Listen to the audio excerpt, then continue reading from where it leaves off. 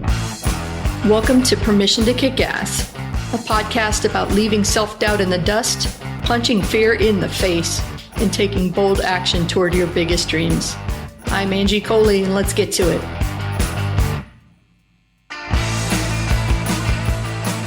Hello, and welcome back to Permission to Kick Ass, and everybody, welcome back to the show, Jimmy Parent. Oh, is this my turn? Hi. It's your turn. Yeah, that's how quickly this goes now. I am the worst. Okay, hi. I am glad to be here. You're the best. You're one of two people in the year of 2021 that is appearing twice. I think that's a big deal because I am a self-absorbed asshole. But I love that about you. You're on this show twice because I enjoy talking to you.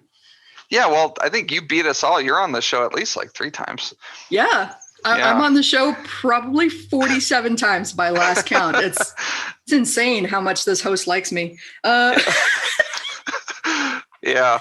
I want to make a joke like you're sleeping with her, but that's weird because you are her, and I don't know what's appropriate. I'm done. I'm out.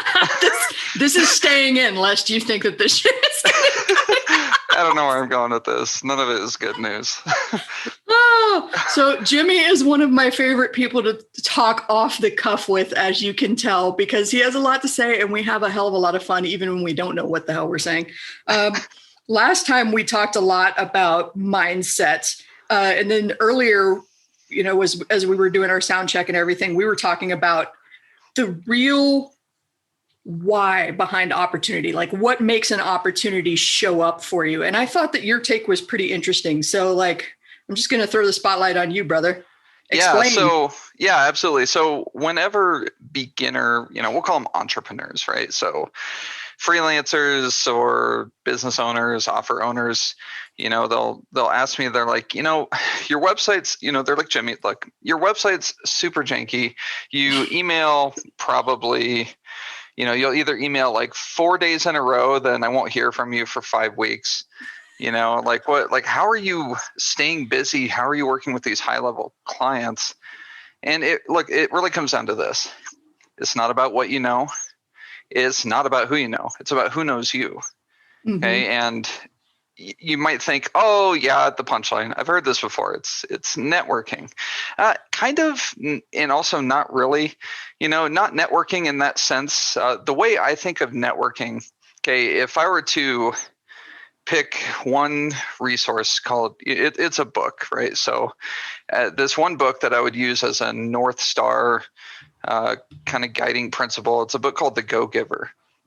And what this book teaches is every interaction you have with people, you want to see how much you can give to them in some value. Give them more than you expect out of them in return. And then to level that up, don't expect anything out of them.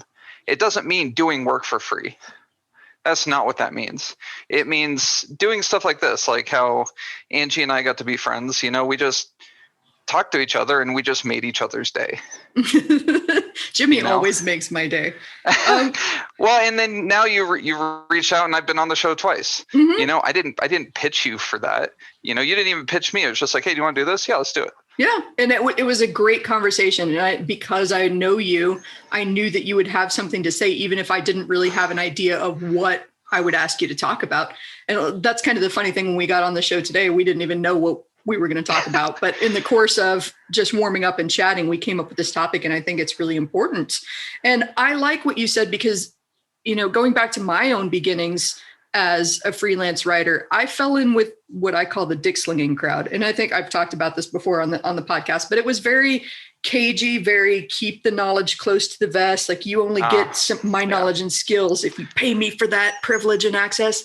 And my whole career really turned around when someone challenged my idea of that and said, hey, just answer the questions that you can, just share what you know. And then I would be at an event and somebody would I'd introduce myself to somebody and they'd be like, oh, you're Angie. I've heard of you. And I'm like,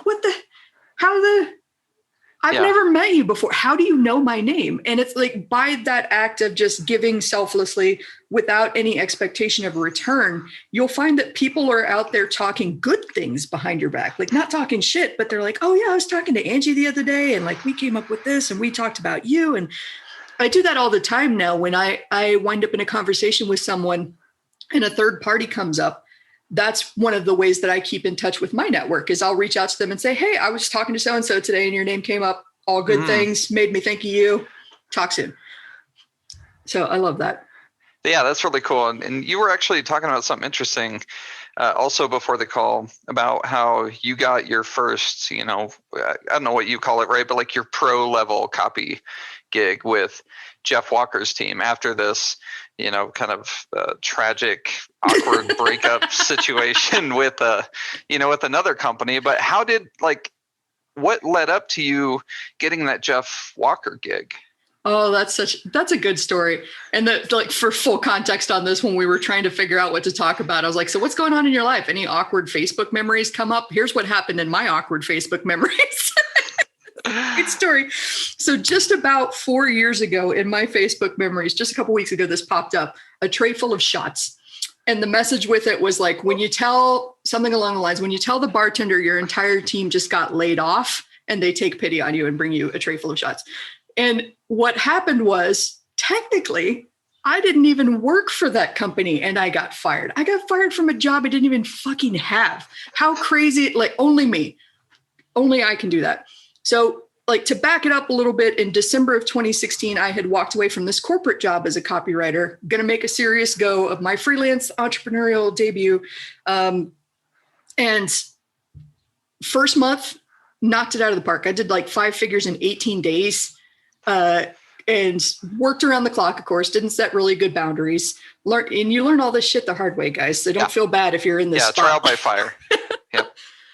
So February, I'm recovering and starting to prospect again. March, I'm eating into my savings. April, I'm getting a little bit desperate. But end of January, February, I had also connected to this role for Jeff Walker and started the process of interviewing and seeing if it was a good fit. And they're a busy company with a big team. So it was I'd get in touch with them probably every 3 to 4 weeks and see what was up and then just keep doing my thing. So, February, I met them. April, I'm at this, I get this call, I'm worried about running out of money. I need a way to pay the mortgage this month, and the mortgage in San Francisco isn't cheap. And the old job calls me and says, hey, one of the writers is going on vacation. Can you come fill in for them? And so I took a contract on site at my old job. And who better than me to do that work? Because that was what I did for years. Yeah.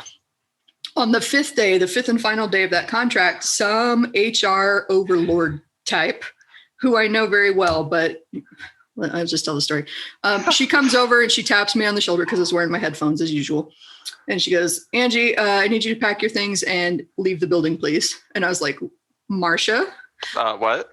I know that we worked together for years, but if I'm a contractor from an outside agency and I don't know who the fuck you are and what your authority is to remove me from the building, I kindly say, who are you? I don't know who you are. I'm not leaving until I hear from my on-site boss or my contact at the agency what's going on. So we did this back and forth dance for 15 minutes where she was being super cagey and kind of course, everybody can't see me, but she's looking over the cubes like this. Yeah.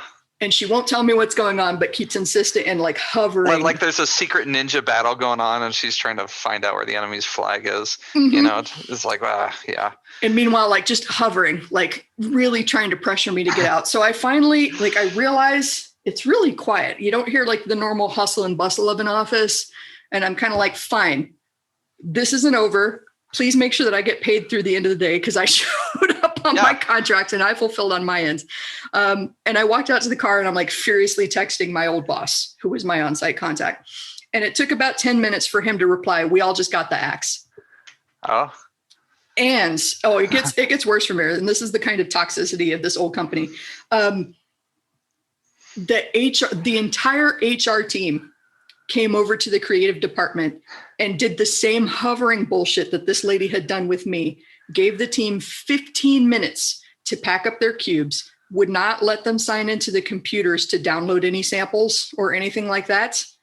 And then when I had stayed on site and I was trying to help people get stuff out of their cubes and load their car, they told me they were going to call the police on me for trespassing if I did not immediately leave the premises. And this is a company that I had literally made tens of millions of dollars for with my work. That's impressive. So see, like when you're going nuts, sometimes it's the company, sometimes it's not actually you. And yes, I understand that I'm a smartass, but like that was just a toxic culture. So that's how we all wound up at a bar taking shots in the middle of the day, going like, what the hell? Like, I've bled for this company. I've stressed the fuck out for this company. I really believed in the mission. And today they just let me go and replace me with an agency. Here's the extra special fucked up part. It gets worse. It gets worse. Sold. I'm in. The creative department, so the marketing arm was divided into creative and strategy. I don't know why, but that's the way it was. Yeah, the creative department is in one conference room, being let go, being told they have to sign this paper or they won't get a severance check. Promise not to sue, right? In the next door conference room, the strategy side of the team is being served orange juice and bagels and donuts and being introduced to the agency that is replacing the creative team. Oh, it happens at the same time. How fucked up is that? Like, you can't make that up. That's like, that's like the beginning of like a Hallmark movie. Right? That is brilliant. My screenwriting. I feel like that also feels like it could be like the next ClickBank, promo, and then everyone ends up in the ER. Yeah. my screenwriting professor used to say, you can't make this shit up. And it wasn't until I started paying attention in that way and like seeing this through the lens of a story that I was like, oh shit. Yeah.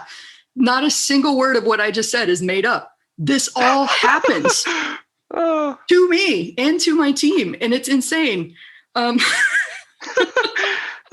Hey, can I sidebar real quick? Because and then I want to get to the part with Jeff Walker. So on the topic of you can't make this stuff up. So last night I'm just, having a nice conversation with my wife in the kitchen, talking about, vacation we're going to go on. And my 5-year-old daughter comes down the stairs. It's like 10 o'clock at night. Like, what are you doing awake? She's like, I can't sleep because my toenails are too long. I love kids. I'm like, what? Like, how? Yeah, you can't make this stuff up. Mm-hmm. All right, so you got served up these drinks at the bar, and then the whole thing with they're introducing the ad agency, while you guys are getting shafted. Mm-hmm. So how does Jeff Walker or whoever your contact was, how did that come into the picture? So the funny thing is, like, these things have a way of working on their own timeline. And it kind of goes back to what you were saying about these, how these opportunities come up and when people know you. So like I mentioned, it was February that I got connected with Jeff Walker and his team. And that was through a connection of mine that was doing work with him, recommended me. And I went through this whole process. Then they kind of fell off the map. Then this firing thing happened. And then I shit you not, a week after I got fired from a job I didn't have, I got the offer from Jeff's team to move forward on a 90-day trial. So sometimes I think the universe has a really fucked up sense of humor. Like, do you really want this? How far are you willing? Okay. Here's the thing. So how'd they even know about you though? They know about me through a connection that you and I both know, which is Abby Woodcock. Yeah. And Abby was doing work with them to help them figure out a voice style guide and a way to train writers. So the funny thing was that I was kind of the guinea pig to test out this writing system, and they needed somebody with the writing chops to be able to come in and not only go through this training, but then like turn around and give feedback on the training system and like what's missing, what else do I need, what can be improved. And so it was a really weird, like, I'm being taught, but I'm also teaching the people that are teaching me, kind of like weird feedback loop. Yeah. Thankfully it didn't have like the screech feedback loop, like when you're on stage, but yeah, like, and that was just, it was a meeting. I knew that there were other people that were in, I won't say competition, but there were other people in consideration for this role. Incredibly talented other writers. Colleagues who had an opportunity. Yeah. Some of which I would wind up working with later on. We would both made it to the team and have worked with each other for a long time. But I met them. I went through this interview process. I even went through testing. I took like personality tests and stuff like that. I really wanted this role once I figured out, that and for those of you that don't know Jeff Walker and Product Launch Formula, he's a big name in internet marketing. He's kind of like Tony Robbins, but for online business entrepreneurs. And he's got a huge following, and he does these massive launches that do multiple millions of dollars in sales. So obviously, like, writing on his team was a huge opportunity for somebody that wanted to really, like, yes, I sell millions of dollars worth of shit. Aha, I want these stats to my name. Yeah. And so, like I said, I interview in February. I feel like you're interviewing me for my own show, which is really fucking funny. But I may have done this to other people before. I'm super curious. I can't help it. I'm here for it, though. It's a really weird, like, reversal of reversal of fortune. I don't know, but yeah, I think you're making up phrases. Yeah, it's a totally weird, like, wheel of fortune. Hawaii 5-0. So February, I start this process. March, I'm like prospecting like mad, starting to run out of money. I don't hear anything, but I keep touching base and saying, hey, I'm really interested in this. And I don't hear anything. April, I don't hear anything. I keep touching base and saying I'm interested. And when I say keep touching base, I mean, like, every other week I'd reach out and be like, hey, is this still a thing? Yeah. Definitely in, like, let me know what's going on. And meanwhile, I keep prospecting and trying to grow my business. And then I take on this side gig. And then after that, a week later, I get the offer. So yeah, that was how, like, I don't know, just, it's a convergence of a bunch of different things. I think, like, that connection, the opportunity through our mutual connection, the fact that I kept following up and staying on their radar without being a douchebag about it. Why haven't you responded to me? This is disrespectful. So many would-be entrepreneurs, I think, like, burn bridges and shoot themselves in the foot by getting impatient with this process. And, like, so that process took me to get on the team, took me about 3 months of just patiently following up and saying, hey, where are we at with this? It turns out after I joined the team, I figured out that they had done this big 1,000-person event in between when I started the process and when they made the offer. So, like, now looking back, I understand why they went dark for a while. But like, that's kind of the nature of business. Like, sometimes somebody falls off the radar and you don't hear from them for a while. And it's not, I fucking hate you, don't ever talk to me again. That person's stupid and I hate them. Why do they even talk to me? Or, like, I'm going to ignore them and teach them a lesson, which so many of us can, like, get in our heads and jump to conclusions about radio silence. Well, yeah, and especially in the world that we live in of, copywriters, marketers, and I mean, I call myself a persuasion scientist. That's what we all are, though, right? Mm-hmm. In this world, that's literally what we all are. And we forget these same rules apply, like the conversion to getting a gig is not any different than the conversion to getting someone, to buy your diet pills, right? It's like the right offer, to the right person in the right place at the right time. Any one of those things are wrong.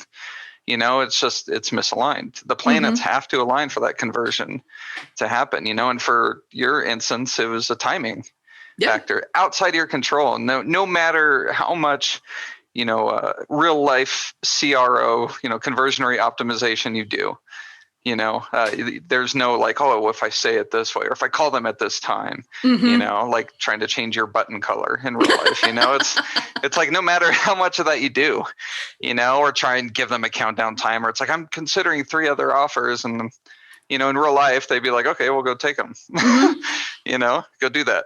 Sidebar on that. Yeah, like, that's why I hate when people try to teach this notion of, like, manufacturing scarcity, because people will call you on your bullshit. So, like, if you're trying to get someone to jump off the fence and you go to them and say, hey, I'm considering other offers, I'd love to have an answer from you soon, and you don't have other offers, that's going to be the time when they come back to you and say, okay, well, we're not ready to make a decision. Feel free to take one of the other offers. And that's exactly, I've said that to people. I've said that to junior copywriters, like, hey, I'm talking to these other companies, and I'm like, oh, good, because I'm not ready. Yep. We're not ready to hire you. That's great news. Let me know if you need a reference, because I saw your samples and they're fantastic, and they're like, wait, what? And I'm like, no, really, we're not ready. Yeah. So to that point, no, you're absolutely right. And so all of my opportunities that I'm now in a position where I'm not like a contractor or vendor copywriter, so I'm partnered on all my offers, and that wasn't a tactic. That was just one of those things where I was just so freaking busy that to work on something else it was like, hey, I'm tired of being contractor. I want to be more involved because I want to learn more about offer ownership and running a business and things like that. I was like, that's what I'm interested in. And so when those opportunities would pop up, we'd start working with them. So now I'm like partnered on 4 different offers now. And some of those are 4 years in the making. Like when I first got started back in May of 2017, joining Copy Chief, where you and I met, there was you remember my journey to Agora Financial, that story, and there's a bad guy in that story, right? And there was a great friend I met through that who is the marketing director in that story. And he reached out to me probably like 6 months ago and said, hey, do you want to do a thing together? And I'm like, I love this guy. It's like he's the guy where you don't hear from him for a decade and you touch base and you're like best friends again. Right? One of those people, the best, So I was like, yeah, let's do that. So that was like 4 years in the making, and all these other offers, they weren't like one and done relationships. Like even the quickest one was a 6-month kind of process. And I didn't set the expectation where, hey, by the end of this, this is just a long sales cycle conversion. It's like, no, I'm just being a good friend.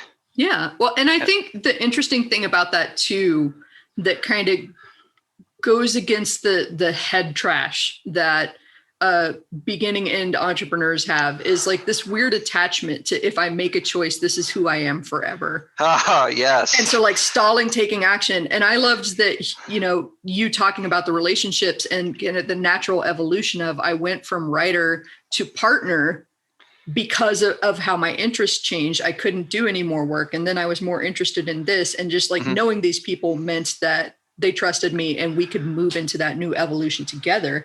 And it's pick a direction, work with people, learn from that experience, and heaven forbid you change your mind. You tell that person, actually, this isn't really working for me anymore. I'm really interested in this other thing over here, though. Is there potential for us to work together?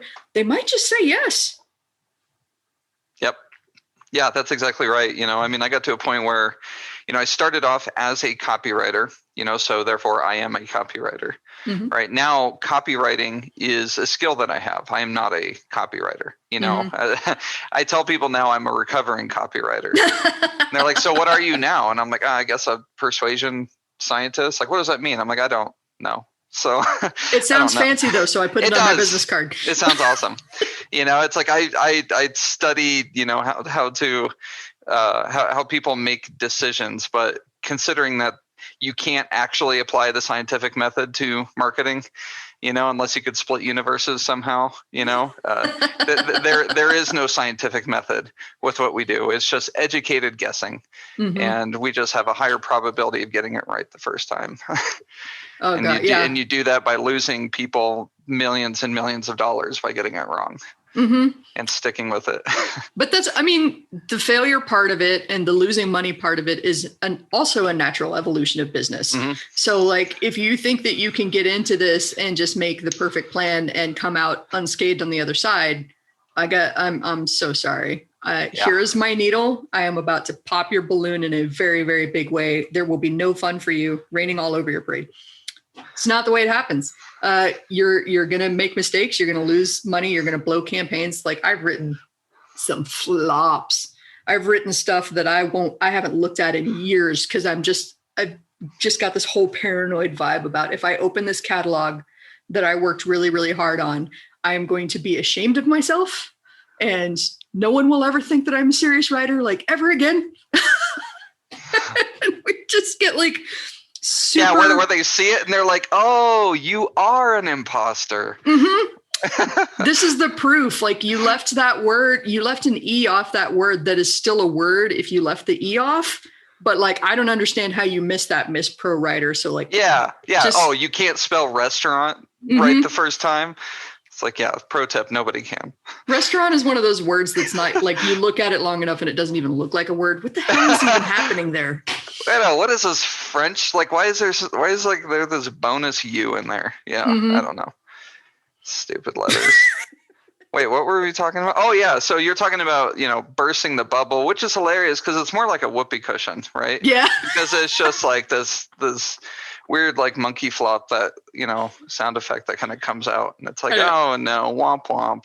I just had this very like vivid visual of just a long protracted fart noise when you're like those comedic scenes, and then every time you start talking again. Andre the Giant and Princess Bride. Yes.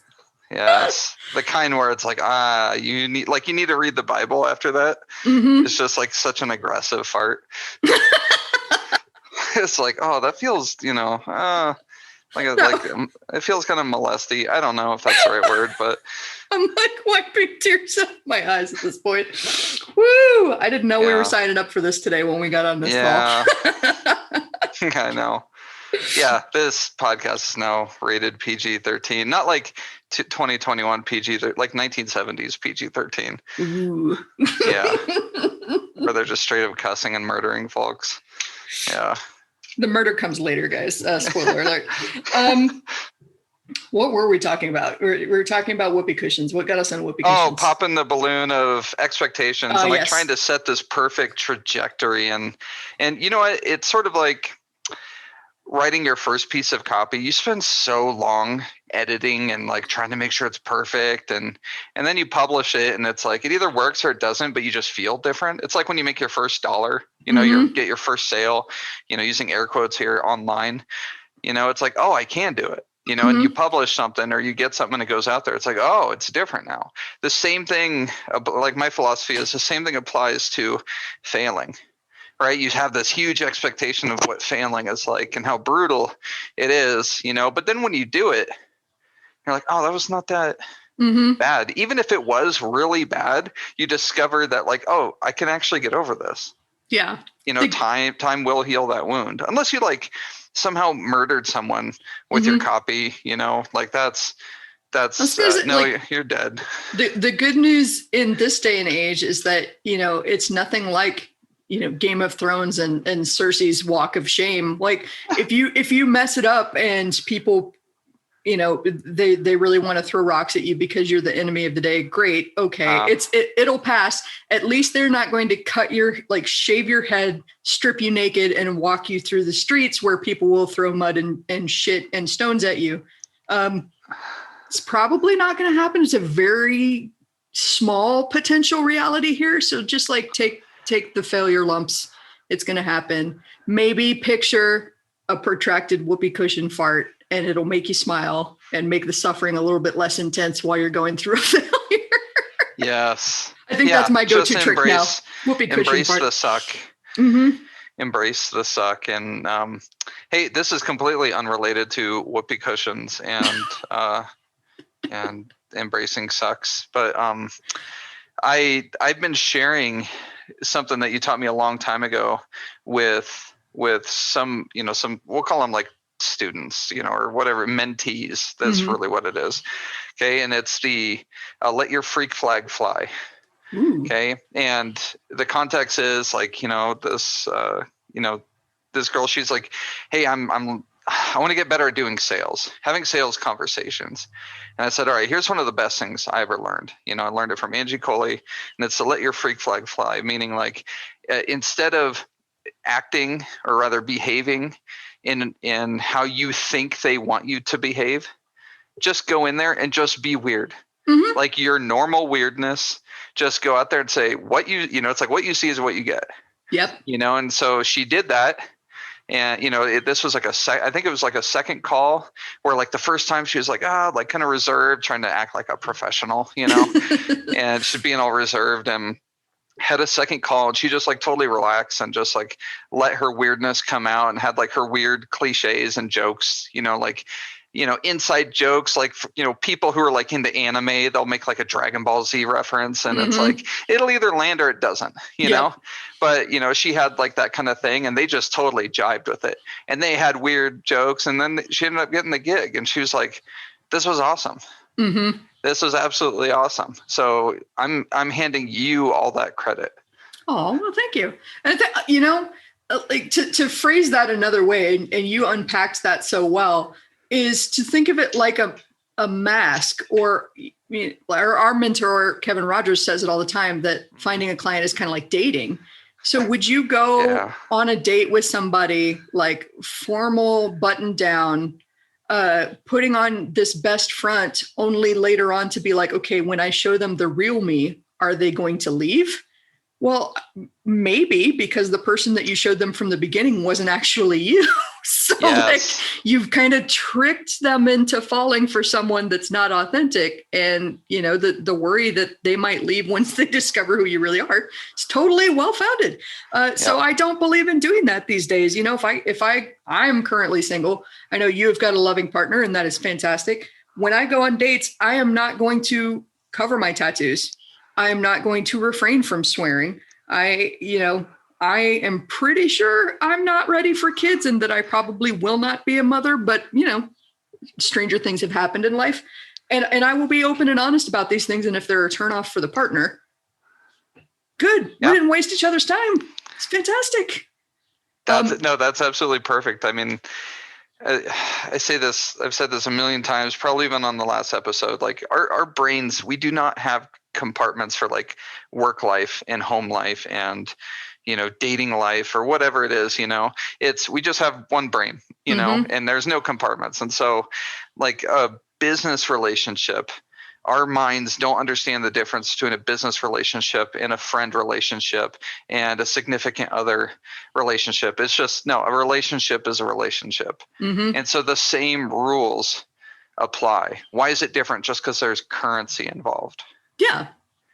I feel like there's gatekeepers in business on it. Like, if you don't do it this way, that you're going to fail.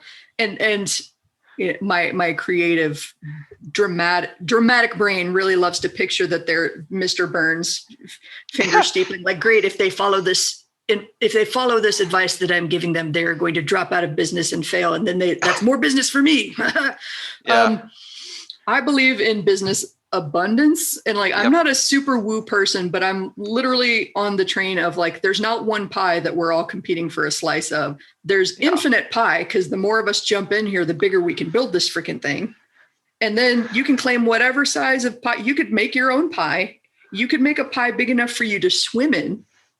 It could be a pizza pie. It could be a different kind of pie altogether. It could be a moon pie. Ooh, it could be a sweet potato pie. Ooh, I'm just picturing all of these giant pies. Like, did you ever watch that movie Patch Adams? I'm just picturing a pie big enough for me to sit in and like eat my way through eventually and join it. It's dirty and unsanitary as fuck, but please join me in this pie. We will sit in the pie and eat it. I just discovered you could get diabetes from a conversation. Because I'm like, I feel like I need an insulin shot right now. I'm going to challenge my mom to make like the world's biggest rum cake now, just to see if she can do it. And like, let's all sit in the middle of this rum cake and make my Patch Adams fantasy come true. Turns out it's just a bathtub full of alcohol. I wouldn't put that beyond my mom. That's why my mom rocks. It's not even cake. There's no cake involved, it's just rum. Mm-hmm. I actually texted my mom yesterday, because I'm currently in Nashville as we're recording this. And who knew that there's actually a full-scale replica of the Parthenon in Nashville? With a full-scale replica of Athena standing inside of it. And so, like I'm about as tall as Athena's foot. This thing was massive. And so I took about 40 bazillion pictures in there, because I was just fascinated by a Parthenon in Nashville. Yeah. And then I went and sat out in the park and got myself like a hot dog and a soda and sat out there to watch the ducks. This hot dog vendor also sold rum cake, which if you'd listened to episode 2 that I did with my mom sells rum cakes. So of course, I have to take a picture of this rum cake and text it to my mom. I have to buy this rum cake and try it just so that I can tell my mom hers is way better, which, spoiler alert, my mom's is way better. Sorry, hot dog vendor outside of the Parthenon, if you're listening to this. Bro. It was good. It was just not my mom's, like you should buy it. If you're in Nashville, buy the rum cake from the hot dog guy. If you're in Texas, buy it from my mom. You will not be disappointed. Don't even, we're just going to, this is the random edition of the Permission to Kick Ass podcast, and I love it. Yeah, for the 3 people that are still listening, you could probably sign off now. No, just kidding. I think they're going to love it. Well, and the funny thing was, when you were telling one story earlier, I was like, I want to move this up in the schedule now. And then I was like, I started the show by saying, this is the second time you're on. Damn it, I can't move it up now. Oh, now goodness. Nothing makes sense. Just like real life. Yeah, I mean, well, and that's a good segue back into the business discussion. Business life is real life. It's just like, you don't put on a mask and like go to work and enter some sort of fantasy land where everything is perfect. Like have there's problems. no clocking in and clocking out. That's not really, that's not a thing. That's just not a thing. Oh yeah. Especially in the culture that we've got going now where like you give all of your life to this employer. Like last I checked, guys, all right, here's a fucking head check for you. When I signed on for a job, I did not give you my soul for a paycheck. I agreed to trade you a certain result or a certain amount of hours in exchange for salary, vacation, sick, dental, like sick leave and dental care. And that's it. The rest of my life is mine. This is not actually like indentured servitude. And so it just baffles me, having escaped kind of that cult of hustle and grind that exists where you work yourself to the bone and you fucking kill yourself for somebody else's job. Why are we so scared to start a business when we will literally die at somebody else's desk? Yeah. I don't understand. It's a cultural thing. It's not a real rule. It's just a cultural trend. It's definitely going away. You know, I mean, it's sure on one hand, there's a lot of people that are not necessarily prepared. Like I used to say they're not cut out to be entrepreneurs. I now say they're not prepared to be entrepreneurs. But that also means you don't have to be the CEO. You know, you don't have to be the solopreneur. I learned that I am fantastic when I have a guy that's number one that I'm working with. You know, that's what I love, because I have days where I'm like, I just don't feel like leading. You know, so I'd rather work with the guy who's the savant machine, kind of dude that could, just go, which is great because I can have my bursts of energy, my bursts of creativity or, whatever metaphor, and then he could keep the things moving, but like, you need to get prepared for that. But that is so much better, so much better than the status quo job, of course, excluding, not trying to be a blanket statement, because I've had fantastic jobs, that were amazing, but sometimes when you just feel, that call, I've read this quote says, discontent is a clear sign of opportunity. So whenever you feel discontent with something, know that, there's opportunity on the other side of this coin that I'm on. And when you're attuned to that and just paying close attention, you'll find it and it'll show up and it won't make any sense, but you just go with it. Absolutely. It's the best. I've given talks to that extent before too, where I could see people's, that proverbial light bulb going off over someone's head. You can see that in somebody's expression. And so I said in a couple different talks, like immediately before I had the immediately preceding the biggest leaps forward in my personal life and in my career, I always felt the most intense fear of my life. I was convinced that if I made a forward step, if I did something different, we're all going to die. I have definitely told my story about how advertising my business would 5,000% lead to nuclear winter and the obliteration of life as we know it. I can catastrophize with like the best of them. But every time I've kind of gotten over myself, found people to help talk me off the ledge, got moving forward again, and then had this new opportunity open up and just change my whole perspective on life and business. I don't know, like 5 years ago, me wouldn't even imagine that I'd spend a random Tuesday at the Parthenon in Nashville. Like that just wasn't even, that's an alternate reality for somebody in the movies. Or if you did see that, you're like, I guess I end up homeless. Yeah. Which that person is clearly not making money. Well, you do live out of Airbnbs, so that's true. It's not Technically, wrong, I am homeless, right? It's like I am, but it's different. It's a better kind, I guess. A better kind of homeless. I was like, none of this. I feel like I'm offending hundreds of people out there listening to this, but I've lived in my car. I've been homeless before, so I don't presume to speak on behalf of everybody that's gone through it. But sometimes you just got to have a sense of humor about the shit that happens to you in life. Yeah.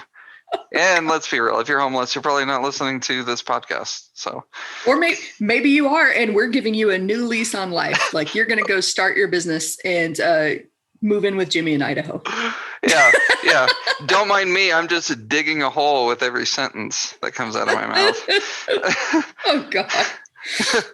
Well, speaking of homelessness, which is the best segue I've ever come up with in my life. When I first decided to go all in on being a copywriter, I wound up at this clear crossroads, which I've never, ever had before in my life. So it was an interesting experience where I was about to lose my apartment in Northern California. And I had a clear decision: stay here and live in my car because I don't have anywhere else to go, or move home with my parents, who are incredibly loving and generous and supportive, and have both offered to take me back in and let me get up on my feet and work on a savings again. And something in my gut that I still can't explain to this day was screaming at me, don't go home. You're going to wait tables for the rest of your life. Oh. And it doesn't make any logical sense. And so, I'm getting a little misty thinking about it. I remember telling both of my parents that I was choosing to live in my car, which, hey, maybe don't do that before you're going to go live in your car, because they're going to come up with a lot of very reasonable reasons why you shouldn't do this and make you rethink your choices. My dad said something along the lines of, I'm paraphrasing here, but he goes, as your father, we're not going to fact check you. We don't even know. I don't even know your dad. So he probably wouldn't remember the exact words either. He's, as your father, I can't say that I'm thrilled that you're living in your car. Of course, I'm worried about you, your safety, your well-being. I really want to make sure that you're okay. Because as your dad, who the hell am I to tell you how to follow your bliss? So if you really feel like this is something that you need to do, I don't necessarily agree with it, but I support you and I love you and I'm here. And I just like snot bubble tear broke down sobbing on the phone. And that has stuck with me ever since. It's just like having even one person in the world say, I don't necessarily understand, but okay, if you got to do this, you go do this. Let's see what happens. I'll be here if it turns out all wrong. Thankfully, it didn't. Like that was the choice for me that made all the difference. To stay versus leaving. That is beautiful. Isn't it amazing how, no matter how stoic we like to be, deep down we're always kind of looking for permission. Mm-hmm. Right? You should really do like a podcast or something on on that topic, but just like that, like in a way, like him saying that to you, that was like a very stoic father-daughter way of saying like, I'm proud of you and you have my permission to do this. In other words, like I got your back. Yeah. Oh, that is so cool. Yeah. That's amazing. I don't know, that support matters. And if you're surrounded by people that don't support you, I get it. Like you can't control people around you, but what you can control is meeting new people that will support you. And at least being strategic about who you talk to about your dreams. If I know somebody is going to shit all over my vision, I just don't share my vision with them. Like, okay, your privilege to hear what I'm up to and what I'm excited about has officially been rescinded. I'll share this with you after I'm already successful and maybe brag on it a little bit. Like, thanks for being a non-believer. Well, yeah, and especially in the world of look, it's like a social hierarchy thing, right? Like gurus and then the middle tier people, which is probably where you and I might be, where we have people looking up to us, just because you admire someone doesn't mean you need their validation. Yep. Like if Angie had this conversation with some mega guru, and was, dude or lady was just crapping on her idea, Angie still doesn't need her validation. Mm-hmm. Like whether it's parents or other peers or, any of these other authority figures, we'll just call them that, right? Mm-hmm. Perceived authority figures. Sometimes you just need to give yourself permission. Mm-hmm. Say like, hey, I'm going to do this. On one hand, people are telling everyone, it's like, you need to sit down, shut up, and do what you're told, and you'll get success.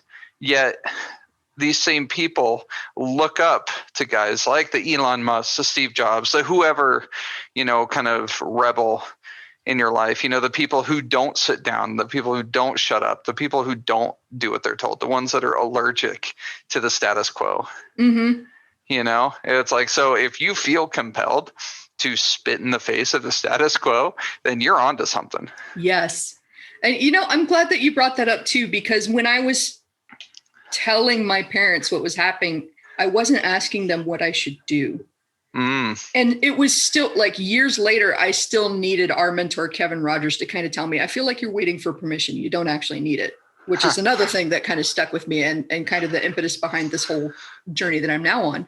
But I didn't ask my mom and dad whether they approved of my choice. I didn't ask them for feedback on whether it was something I should do. I just told them my decision is made.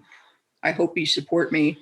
I can't explain this thing that is happening. I know it doesn't make any damn sense. like who chooses to be homeless when they've got a place to go? But I did. I don't know. I can't even articulate like how much I struggled in those days. Like I definitely remember sitting alone on a mattress in an empty apartment going like, what the fuck have I just done? Tomorrow I have to leave this place and actually live in my car. And this is the stupidest choice I've ever made. But, like again, that the universe, this ties back neatly to you asking me to tell this story about how I got fired from a job I didn't have. The day I lost my apartment, the day I signed like all the quit forms and gave over the keys to the landlady, I got my first job offer as a junior copywriter. What the fuck, universe? Yeah, we're standing on the edge of the pool on the deep end. We're trying to reason with ourselves on I know I should, but I don't want to because it's scary. I don't have my paddleboard. Mom's not here. And I'm like, I know I should go on. And then whatever you want to call it, God, the universe comes and like kicks you in the back, Sparta style, and you go flying into the pool. It's like, this is real life, and you go flying into this pool, and you're like in there, and you're like, oh, I can just float. Mm-hmm. Wait, this paddle. wasn't as bad as I thought it was going to be? Holy shit. Yeah, actually, this is kind of fun. Mm-hmm. I'm enjoying this. It's a little bit scary. It's like, oh, let's start to go under a little bit. You're like, oh, that was a little scary, but I'm enjoying myself. Actually, this is way better than being outside on the edge of the pool. Yeah. Yeah, that's cool. Oh, this is such a wonderful, meandering, amazing, amusing conversation. Jimmy, I got to wrap it up. We're going to have you on for another episode. Like we could just have like a recurring Jimmy segment as far as I'm concerned. Yeah. Like, Jimmy, my occasional co-host. Angie and Jimmy kicking in a tree, making fun of, I don't know, elemental P. I don't know what rhymes with. None of this is making, I don't know, I imagine there's cake involved or pie. There's a lot of cake involved and whoopee cushions. Whoopee cushions. And whoopee cushions. Tell us more about where to find information on you, my friends. Yes, go to my janky website at jimmyparent.com or persuasionscientist.com. You're probably, if you're in the coaching space or if for some reason you're in the business credit repair space, you're probably seeing my ads all over Facebook. I don't know why I feel like I needed to say that. My phone number, no, I'm not going to do that. No, go there, subscribe, shoot me an email. If you want to talk about things and stuff. And Angie, where can we find you at besides on this podcast right now? Well, presumably you're already listening to the podcast, but if you want even more, permissiontokickass.com. Awesome. Well, thank you for coming to my podcast today. We just got done interviewing Angie Coley. She's an up-and-comer. This one's going off the rails. Say thank you and good night, Jimmy. Thank you and good night. So that is it. Another awesome episode of Permission to Kick Ass on the books. If you want to know more about the show, if you want to know more about me, Angie Coley, and the mission I'm on to help entrepreneurs punch fear in the face and do big, bold things, then head on over to permissiontokickass.com. That is all one word together, permissiontokickass.com. Make sure to sign up for my email list so that you know whenever there's a hot, fresh, and ready podcast episode out for you. And also on Mondays, I like to send out a little newsletter called Kick Monday's Ass. I'm sure you're totally surprised by that. So thank you for being here with me today. I'm Angie Coley. Make sure that you share this with a friend that needs to hear this message today. Like it, share it, comment wherever you're listening to this today, and let's go kick some ass.